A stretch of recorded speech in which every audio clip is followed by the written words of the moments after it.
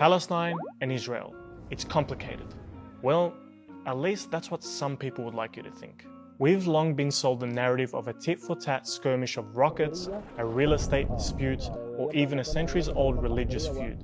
There's so much more to the story of Palestine we all need to know. So, how did we get here? Let's take it back to the beginning. It starts with the end of a world war, Muslims fighting each other, and a promise made by the West only a century ago. So here's how the story begins. It's 1916, and the First World War is raging on. The Ottoman Empire is 617 years old at this point and is on the brink of collapse. The British and the French had promised the Arabs sovereignty and Arab leadership over the Arabian Peninsula and the Levant if they helped them defeat the Ottomans. And so the Arabs said, okay, and so they helped them defeat the Ottomans. Now I know what you're thinking. What's this got to do with Palestine and the creation of Israel? Just trust me, we'll get there. Okay, so when the British and the French won, the Arabs wanted the land that was promised to them. But little did they know, the British and the French had this little top secret meeting. And in this top secret meeting, it was planned that the captured Ottoman province will be divided into areas of British and French control and influence. The British would receive Palestine, Jordan, and southern Iraq, while the French would control southeastern Turkey, northern Iraq, Syria, and Lebanon. This was called the Sykes-Picot Agreement. But then the Arabs found out about this agreement and they were shocked. They had been bamboozled and tricked. They thought that they were fighting a war in order to overthrow their non-Arab Muslim rulers, only to end up with, you guessed it, European colonial rulers instead. Anyway, that's a long story for another video. Now that the British occupy Palestine, something unusual is happening back in Europe. You see, the Zionist movement had been growing increasingly influential and lobbied hard to support the mass migration of Jews to Palestine and recognize a Jewish claim to the Palestinian land. And in 1917, Britain out of nowhere publicly declared its intentions of establishing a national home for the Jewish people in Palestine. So the British just gifted Palestine, a country which was made up of 90% Palestinians, to European Zionists. They gave it just like you would give a box of chocolates. Historians still debate till this day why the British gave Palestine to Zionists. It's simply baffling. Now, at this point, the Jewish population in Palestine was less than 10%. So when the British started to facilitate the immigration of European Jews to Palestine from 1922 and 1935, the Jewish population rose to 27%.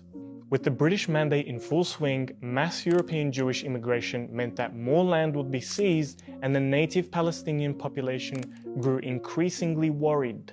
The Palestinians would demonstrate their concerns to their British overlords, but they wouldn't have it. European Jewish settlement was on the rise. The British proposed a partition of Palestine and even advised the forceful removal of the Arab population from their homes. And yes, this was their plan to resolve the issue. So the Palestinians naturally rejected this proposal and revolted against the British. The revolts were crushed violently, killing thousands of Palestinians. But the Palestinians wouldn't give up. They would continue their fight for independence, and the British were clearly fed up. So in 1947, the British decided to hand over their responsibility for Palestine to the United Nations. So basically, they just said, here, clean our mess. And so the UN proposed this ridiculous proposal again, where Palestine will be partitioned into a Jewish and Arab state. Remember, Jews in Palestine only constituted 1/3 of the population, most of whom arrived from Europe just a few years earlier.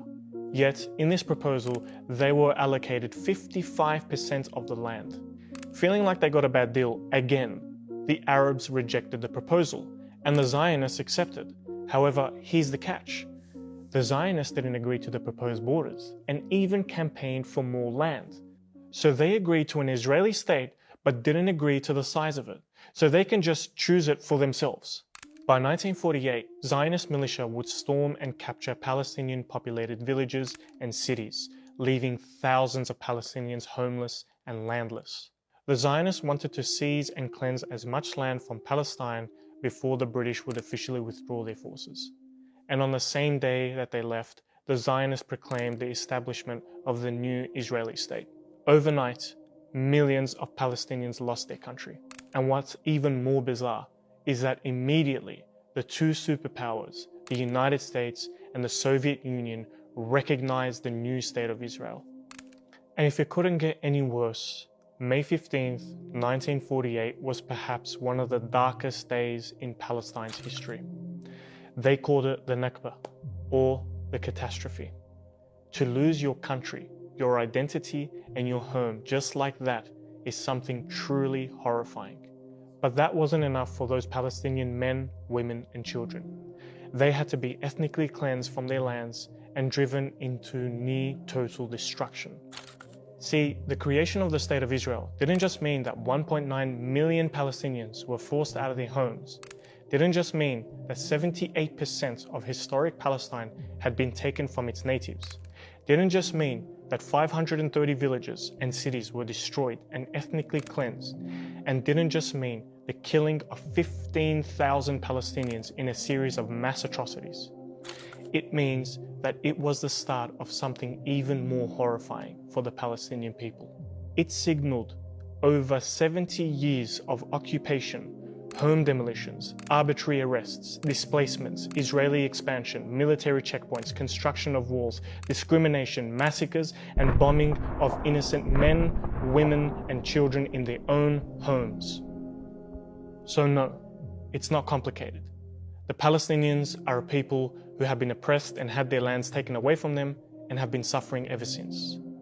This is how the events of the past shape the conditions of today.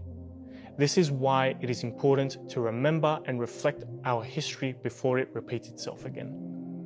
Because Allah knows we don't need it to happen again in another part of the world. May Allah lift the pain and the struggles from our Palestinian brothers and sisters. Ameen.